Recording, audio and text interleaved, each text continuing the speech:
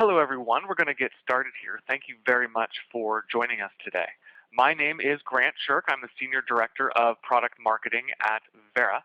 Looks like there are still a few people joining in, looking at the console here. So while we wait for everyone to join us, we'll do a little bit of housekeeping, set up the conversation for today, and then we'll get straight to it. Really glad all of you decided to join today. This has been a topic of conversation that has been front and center in the minds of our current customers, as well as a lot of the companies that we're talking to in financial services and healthcare and manufacturing and even media and entertainment. There's been a lot of discussion around a lot of the new security technologies, and we wanted to provide our perspective and our point of view on exactly where these are heading, how to think about them for your business, and potentially some different ways to think about these challenges of data security. If you're unfamiliar with ReadyTalk as a webinar platform, that's what we're using today. We will definitely be taking your questions, and I'm looking forward to that conversation at the end of the presentation and the demo today.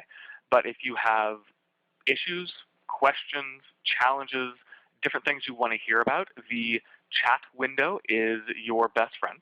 I believe it's in the lower left-hand corner of your console today.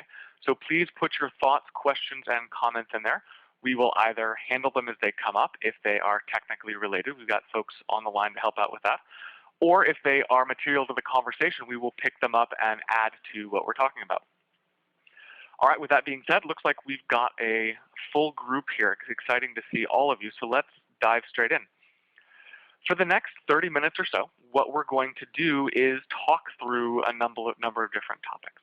The first one is really the core concept of what is going on, what are all of these different technologies, how should I be thinking about them in the context of my business, and what is really a framework that I can put together that's going to help me make some prioritization.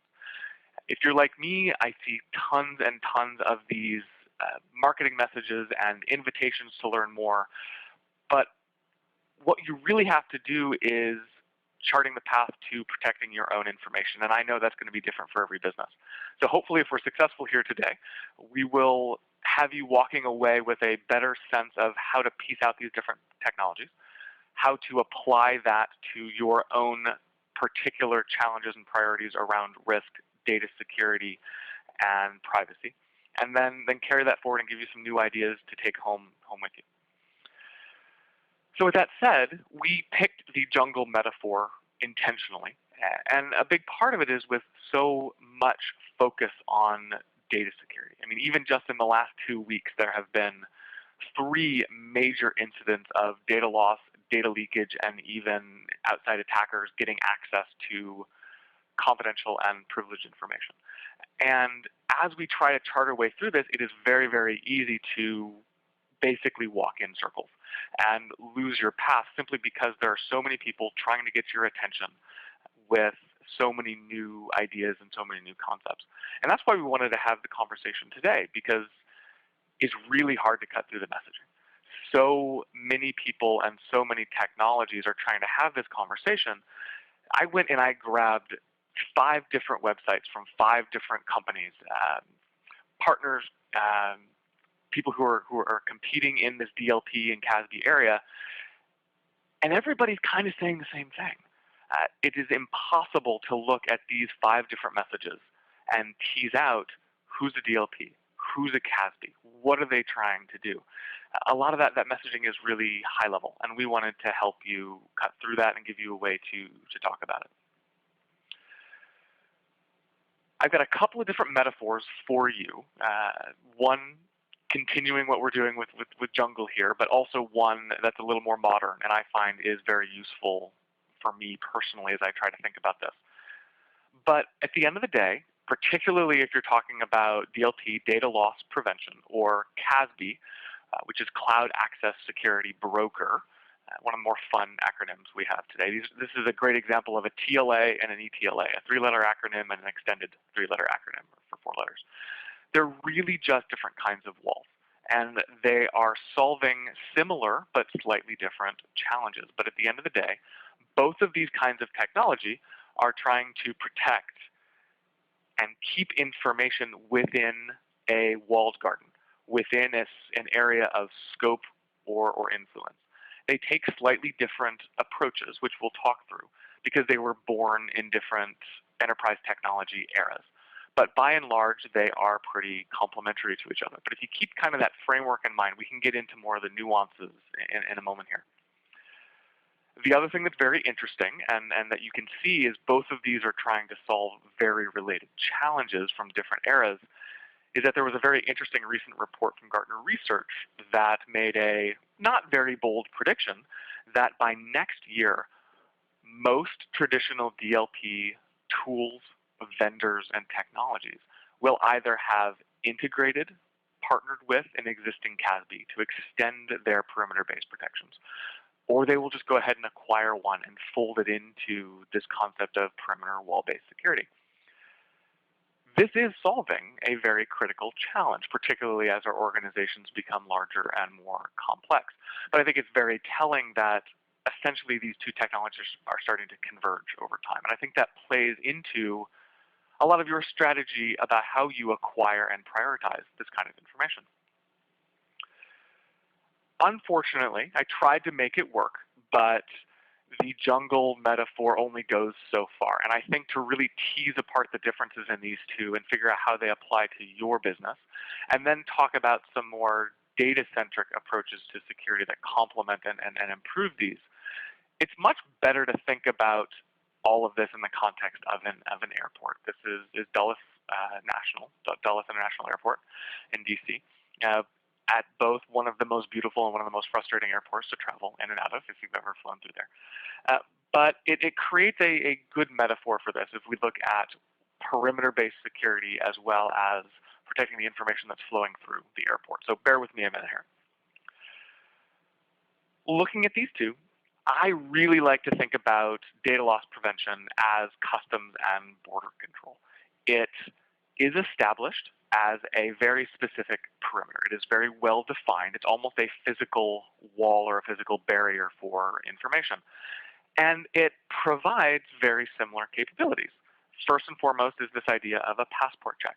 It's going to look at information as it flows across that border. We've all stepped up to that yellow line and handed over our credentials to say, this is who I am, this is where I'm going, and this is what I contain.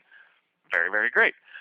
They're going to look at the information that's passing through and make usually a qualitative decision about should I let this person or this piece of information pass across this border? Are they going to enter our port? Are we going to allow it to leave our port? And that's great, but it is a qualitative decision.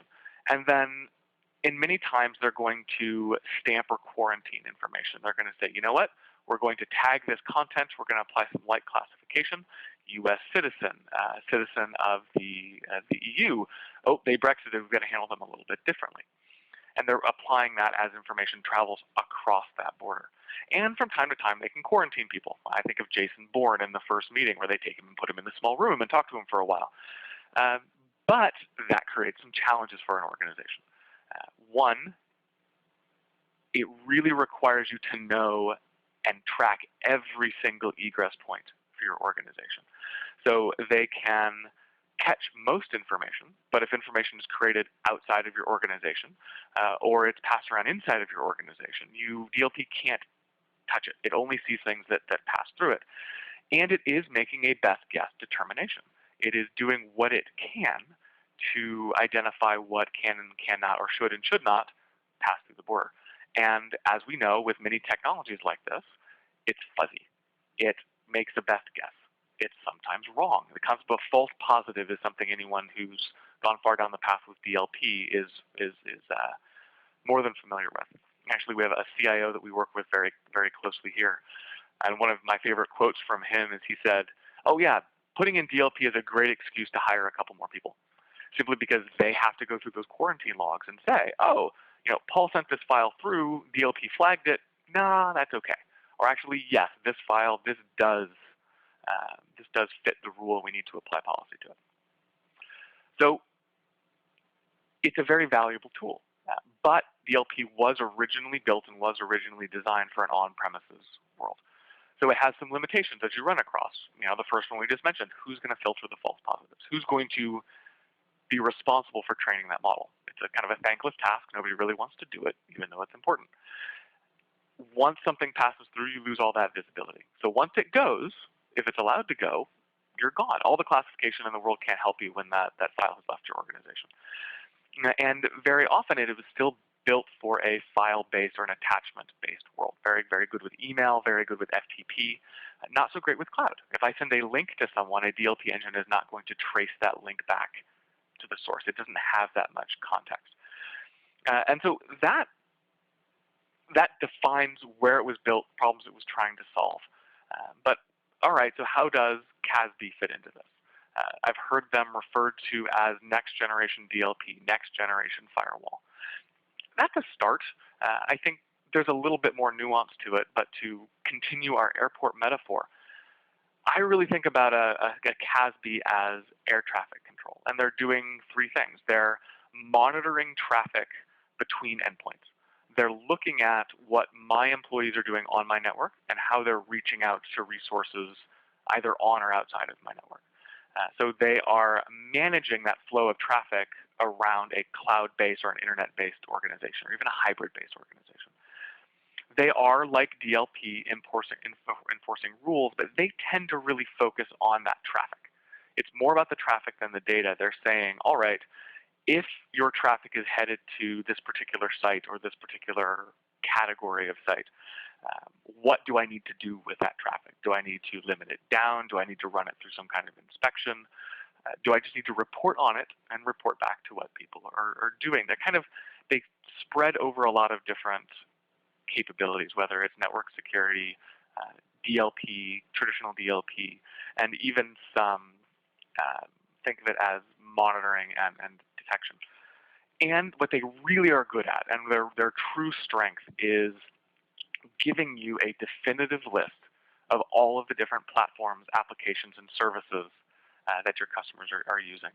And so not only can they say, yep, great, we can manage traffic back and forth between our sanctioned cloud sharing service and our sanctioned CRM, but they can give you a report that say, yeah, you've got the two that you're supposed to be using, but there's 100 other tools that your employees are trying to access, and give you a sense of the scope of that. So actually a very good way to prioritize and manage not just network traffic and quality, but also who is doing what with whom and in what quantity. Very, very useful. But still, it's at that network level. The challenge is, in a world where you think of your organization and your network as an airport, the one thing we haven't talked about, we've talked about the border, we've talked about the traffic, is the data that's moving back and forth. And what your organization and all of these services facilitate ultimately is the sharing of data between customers, partners, and employees.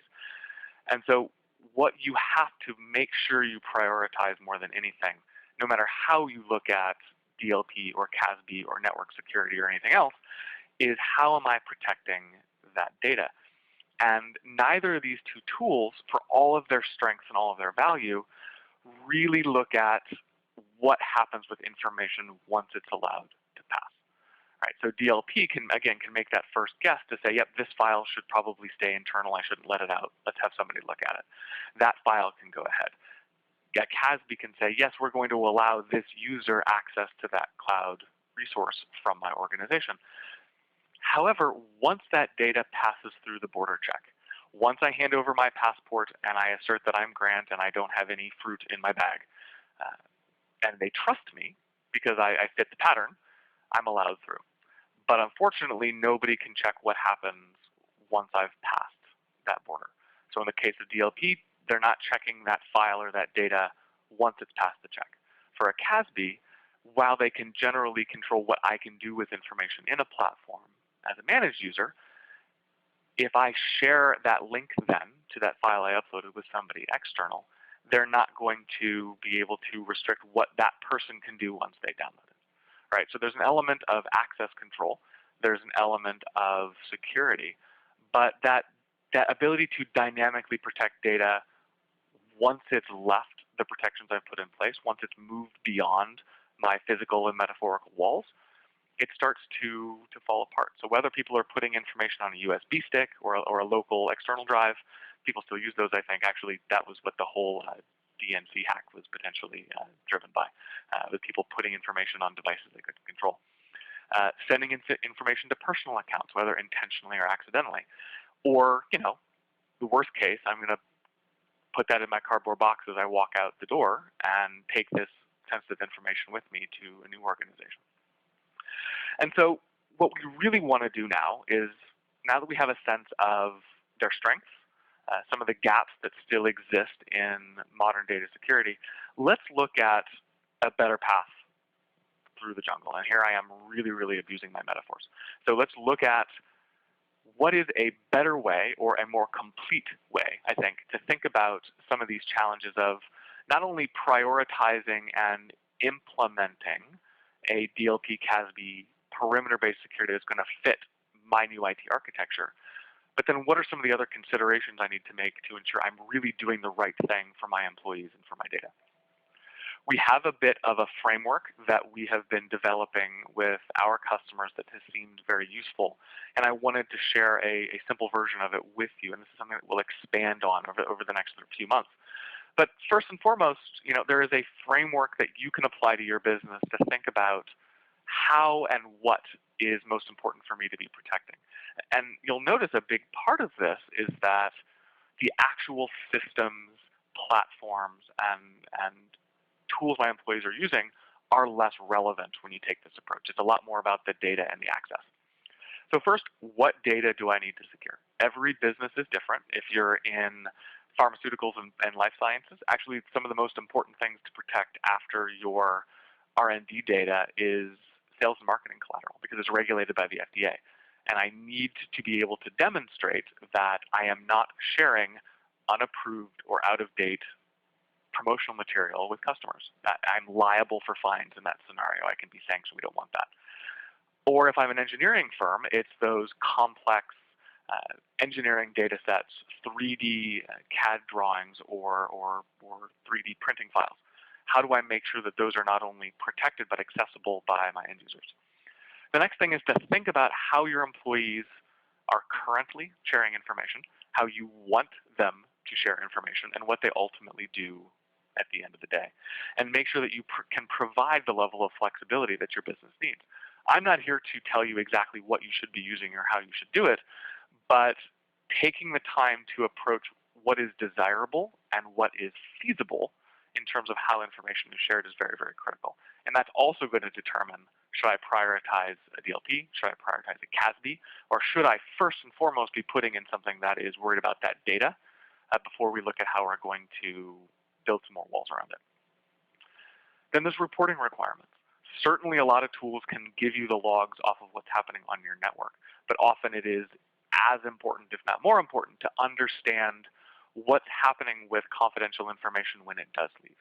If I'm in financial services and someone does send a spreadsheet or account information outside of the firm, accidentally, intentionally, the ability for me to report on what happened with that data after it left is the difference between having to report a breach and potentially pay fines, or simply reminding my employees internally of our data policy best practices and PHI handling information. Very, very big difference for the business. And then ultimately, how are your policies likely to change over time? How much work does it take to update classifications, improve the way you think about services? What new services are coming in and how do I want to treat them? So your ability to change this over time also plays a critical role in the choices that you make. So if we apply this framework to the three technologies we've talked about today, the first one is looking at DLP, right? Again, these is the perimeter-based protection. What it is very good at is looking at the services and the applications inside of your network, making sure you are providing some checks and balances and audit about what is leaving to a certain extent. But once it's gone, you're going to lose the ability to dynamically update how it can be accessed, who it can be accessed by, or even what happens to it. And there are some big compliance implications for that. Similarly for CASB, That information now can be tracked, particularly if you are a very cloud-based organization. You're using Dropbox, you're using Salesforce, you're using Workday. You've brought in NetSuite perhaps for your financials. All of the connections and the traffic back and forth between your employees and those platforms, well monitored, well managed, well controlled. So really great access control and management to apps. However, the data in those applications is usually outside of the view of what a CASB can do. They can scan some of it, they can provide some reports on some of it, but as it's being used by people outside of the organization, it starts to stumble a little bit. So you really do need something that can hit all four of these things. This third category, in the past people have talked about it as IRM, but I think that's a bit of a limiting definition. Really, I think about this, and we think about this at Vera, as the idea of dynamic data protection. It's how can you ensure the security, the control, and the auditability or access to information that your employees are creating on the network, off the network, and in many situations that your customers and partners are entrusting you with, sending to you. So coming into the network, which is another blind spot that perimeter security has, how do I have persistent, dynamic management so I can secure any kind of information, so I can allow my employees to share in the tools that work for them, right? Because the needs of a designer are very different than the needs of a hardware engineer. How can I track and manage and get intelligent on what's happening with that information? And then ultimately, how can I make dynamic decisions to fix a bad decision, to adapt my policy to new tools and things that are coming into the organization without having to change infrastructure and carry that forward? And that's pivoting here a little bit, that is the way we think about this challenge of dynamic data protection at Vera. There's really three aspects to achieving a strong dynamic data protection approach. And it's kind of like three layers. First and foremost, and you'll see this kind of reflected in the framework, is that ability to encrypt any kind of information. You don't want to be restricted to just Office files or just PDFs or just a specific file type of CAD drawings. You want to be able to apply those protections dynamically at any time to any kind of information. But that's really just table stakes. Encryption, we believe, should be everywhere. It should be simple and easy to work with. The second is enforcing those access controls wherever that file is. So if I say that this file should only be accessible by people at Vera, I need to enforce that restriction everywhere that file goes, even if someone sends it outside. Or if I'm working with customers, I need to be able to say this file can be edited by people at Vera, but viewed only by people at this partner, and watermarked by anyone outside of that. The ability to adapt that as we go. And then finally, this idea of dynamic data protection, where not only is that information encrypted and secure at rest in my systems of choice, it is protected in transit, ensuring that only the right people can access it, but ensuring that even when that file is being built, is being edited, is being shared, that those protections and policy rights persist, and that I can change them at any time. There's a ton of value in being able to say, for the duration of this project, Paul can edit this document and save changes, and we can work together. However, as soon as my contract with Paul expires, I need to be able to shut his access down or limit what he can do. Maybe he can take it with him and use it as a portfolio object, but view only, right? And the idea is to really make your data, your confidential information, as protected and as impenetrable as possible. Nothing's perfect in the world of security, but anywhere that file goes, but do it in a way, and again, this is critical to solving this problem for your employees, doing it in a way that is invisible to end users. I'm working with files in my favorite tools on my devices, and I'm just working. I know I'm doing the right thing by working with security and working on a secure file, but doing it in a way that doesn't impact their workflow. If you take a dynamic data protection approach, certainly you can cover these first two of securing any kind of information and sharing it however you want, but you also get the ability to then track and audit every access, not just access by managed users. So I can see for a marketing use case exactly who is accessing my file. What are they doing with it? Where has it gone? And then finally, that dynamic ability to change how those files behave in near real time even after they've left the organization, means that you have the ability to, worst case scenario, clamp down on a suspected breach, take action in case of an incident, or even just more proactively manage data retention and access control for files after the fact, even if they're not sitting in a sanctioned repository. This is incredibly valuable, and if you think about this from a data protection first approach, I feel like the last 5 years were all about mobile first design. I think data first design or dynamic data protection is a theme we're going to be hearing a lot more of. If you take that, it changes the way you're going to think about that original framework. So if you're thinking about what kind of information do I have to protect? How do I want people to collaborate and work and move the business forward? What are my auditing and reporting requirements for information, and how is my business likely to change over the next few years? If you focus on protecting the data first, the precise things you do at the perimeter are a great complement to that, but they're not critical. Okay, I would love to show you some of these concepts in action. I have a very short demo to show, just a few minutes, and then we can move to questions.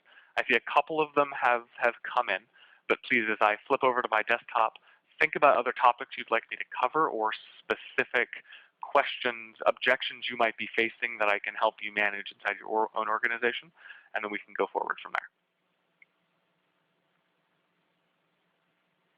This is always the moment of truth in any demo, making sure that the thing that we're sharing can actually be seen. Okay, fantastic. So here's what I'm going to do. I want to demonstrate some of these core concepts around dynamic data protection and how they can extend and enhance what you're probably already doing with your existing perimeter-based and network-based security. So we're going to start in the context of collaboration. I have a folder here that I'm a participant in, and these files have been protected by Vera. What I'm going to do is show you how, if you apply dynamic data protection to a set of files, a file, some other kinds of data, that protection is going to follow it, and you're not going to lose visibility over that document. So we're going to look at this both from an end user and an admin point of view, because I think looking at those of you who have joined, they've got a mix of both, so I want to cover both. What I have here is a secure version of a report that we, kind of a guide that we published a couple weeks ago, called the Definitive Guide to Data Security, and it dives into some of these challenges and gaps you might have in your organization in more detail. But this was something that my marketing team shared with me, and I'm going to open it up and show you how simple this is. This is kind of a review copy they sent over. When I open this file here, it's sitting in a cloud collaboration solution, but I have a copy on my desktop because it's been synced down. When I open this up, it's opened directly in my native viewer, whether it's Preview, Adobe Acrobat, but you'll see that while my design team probably has full access to this thing, my Vera policy bar in the lower right-hand corner is telling me that I've got view-only rights to this. I can't edit. I can't save a copy. If I come up here, all of my options are grayed out. I can't print this document. And there's been a dynamic watermark laid across this with my identity. I might take this personally. My design team doesn't trust me with getting this out to customers. But the fact of the matter is that I have full access to this document in a native application without changing the way I work. And my team can control exactly what I can do with it. These permissions also now persist wherever this file goes. So what I'm going to do is I'm going to take it out of where my network protection, the things that Vera has put together to protect our sensitive information. So first thing, I'm going to copy, and I'm going to put a copy of this document on my desktop. I've removed it from cloud sharing. That's generally okay, right? We work pretty carefully here. But now that service and any connections to and from that service are no longer going to report on my activity. It's all local to my desktop. But when I go to open this up again, those same permissions are going to be enforced. And my activity is going to be logged by Vera. So step one, when I remove something from cloud, I remove something from a sanctioned service, I'm not going to lose visibility into how it's being used. And I can still control that document. Now I'm going to do something else in the meantime here that I probably shouldn't do. Let's say I'm really excited about this document. I want to send it to some prospects. I'm going to send it out in advance. So I'm going to send this over to my buddy Andre. He works at a company called VBio, so outside of Vera. I'm I'm going to say check this out, pre-release. I'm going to go and I'm going to attach this document to email and send it over. Now, I have sent this file. It has ostensibly, it doesn't have PII in it necessarily. It's not necessarily going to trigger any rules, but this is still tipping off what potentially could be a big marketing campaign or a big push for us. So this is sensitive information. This is business critical. But now it's passed through the DLP filter. It is now not only stored in my email server, but Andre's company's email server, and also on Andre's desktop, ultimately. So it's passed through what a CASB, a DLP, or other perimeter security would stop. But I still need to be able to control it. So before I head over there, let me see if there's any questions have come in on this particular thing. Okay, not necessarily. So I'm going to do two things. I'm going to look at how we can protect that information once it's left.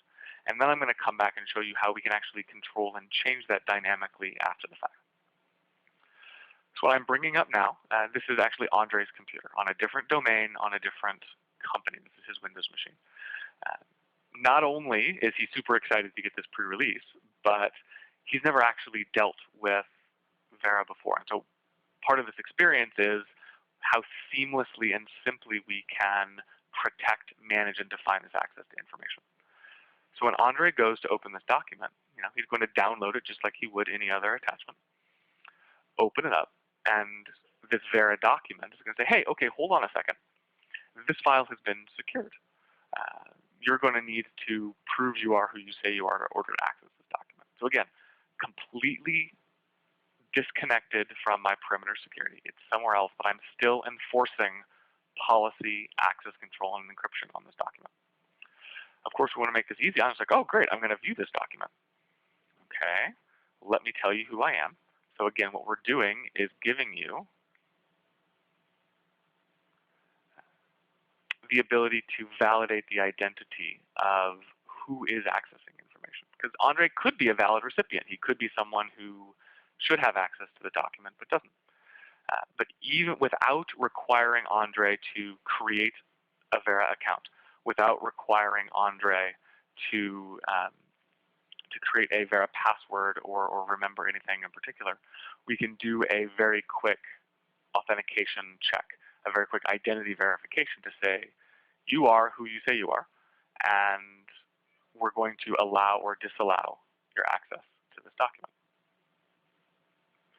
So what normally would happen was Andre would come through, he would get this email and click through, and that would then allow or deny his access to that information.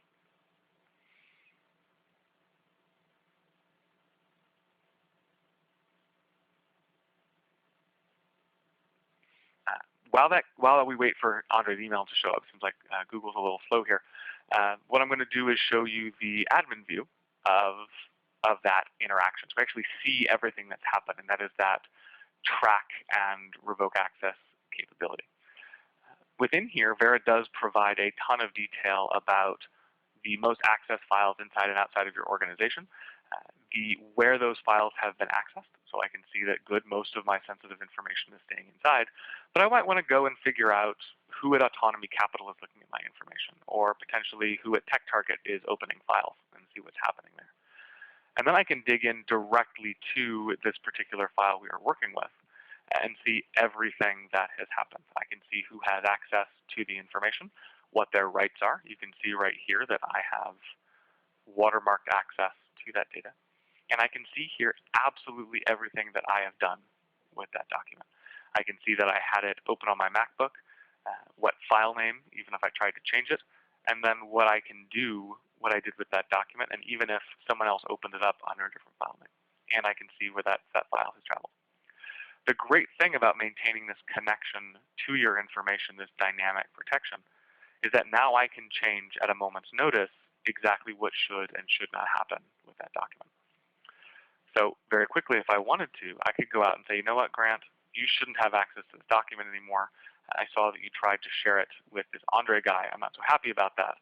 Let's shut down your access and change the way that file is going to behave. So as soon as that change commits there, whether I open the one in the network on the cloud or the one on my desktop, I'm going to get a very different experience. So right there, even though that file is disconnected from a network resource, it is in somewhere where a CASB or DLP is not looking for it, we have the ability to say yes or no, should an individual, a company, or a group have access to that document. All right, so that is kind of the secure tracker revoke, and it does look like our friends, our email server is letting us down today. But what I'm going to do is flip this back over and wrap up our presentation. We like to keep these shorter than an hour to respect your time, but see what kind of questions have come in the medium. All right, great. So first question that I see here, I got a couple coming in. Definitely use that box to add your own. Now that we've kind of been through this, is why would I choose a DLP versus a CASB? What are some of the criteria and things that I should look at for my own organization? So I'll answer this a couple different ways. It's kind of a complex one, but I think part of it, there's a couple factors you need to think about. Part of it is going to be, what do you already have in place? If your organization has been around for a while, you've probably invested in some form of DLP or advanced firewall protection. In that scenario, what you're going to look at is, how am I evolving my IT infrastructure to really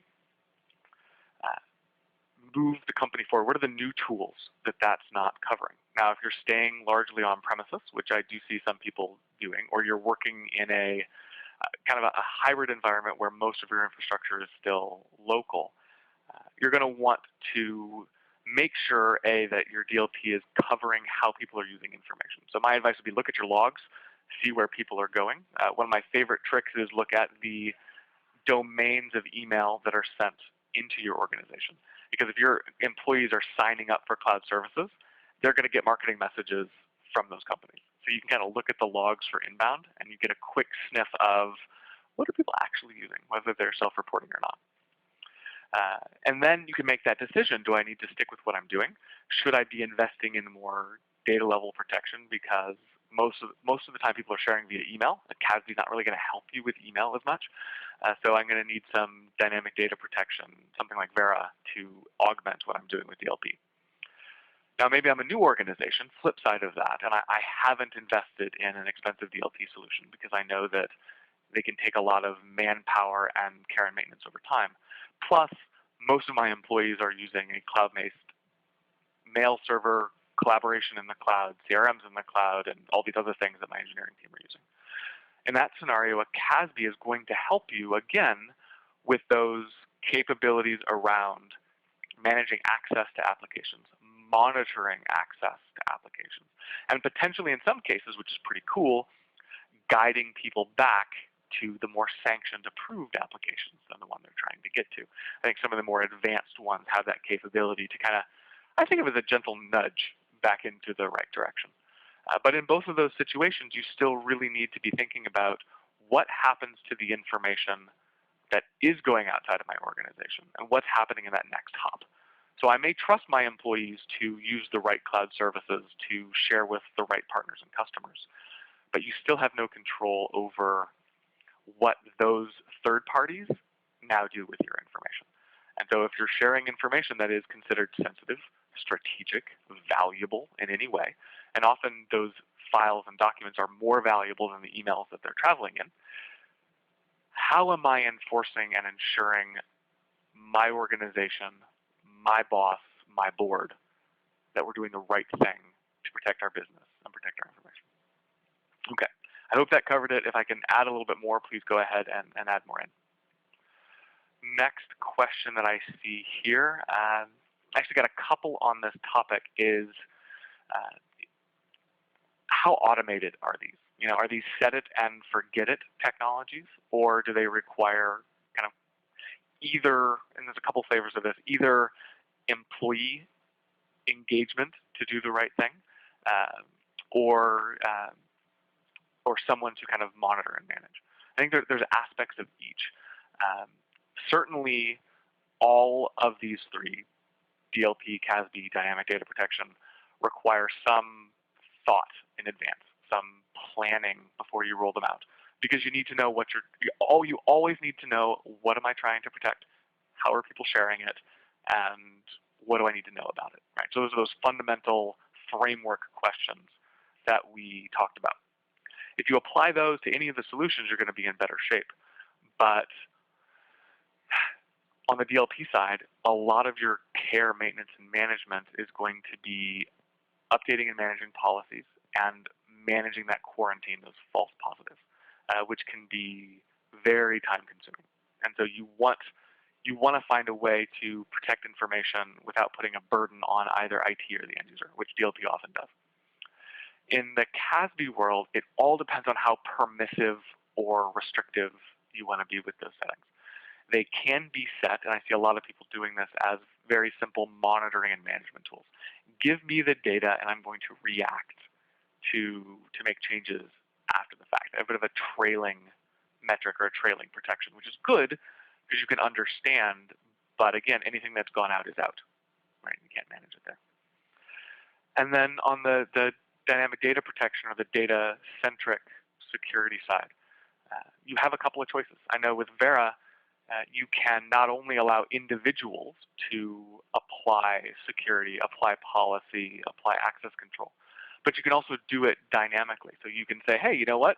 My DLP or my classification engine says this is top secret or restricted information. I'm going to automatically apply a dynamic data protection policy to it and allow that to carry forward. So these do work very well in concert, whether you have them in place now or you're thinking about putting them together in the future. So long story short, I would encourage you to come back to that specific framework that we talked about. Actually, I'll pop it up here again really quickly so we can see it.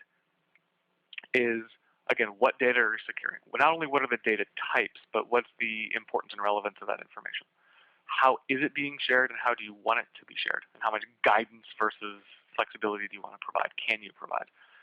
What are your requirements on knowing who, what, and where that data is doing at any given time? And then finally, how do you expect your business is going to change over the next, the time frame I think about is kind of 5 to 7 years. That's how long a lot of these technology, it's like how long DLP has been in place, where CASB is going. That's kind of the time frame you have to think through.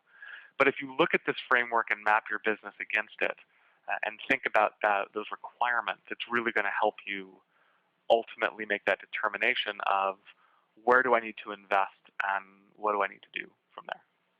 Okay.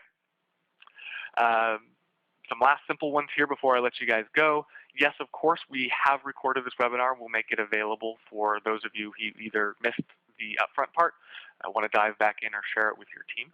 And we'll get that out usually within 24 to 48 hours, kind of depends on how long it takes the recording to be delivered. And then after that, we would love to get your feedback on this and answer any additional questions you might have today, tomorrow, next week. You can always get me directly either on Twitter at Grant Shirk or via email, grant@vera.com, depending on how privately or publicly you want to have that conversation. Happy to do either. And of course, we're going to continue this discussion really over the next many months at Vera about why dynamic data protection is so critical in a world where walls aren't enough. I feel like there's multiple movie references in that. But definitely please engage with us there. Send us your thoughts. We'd love to hear more. Thanks to all of you. This was a very well-attended webcast, and I appreciate the participation. And looking forward to talking with a number of you after the fact. If I didn't get to your question directly, because we are at the 45-minute mark, we'll follow up with you directly afterwards. But thank you, everyone, for your time. Really appreciate it, and have a great rest of your day.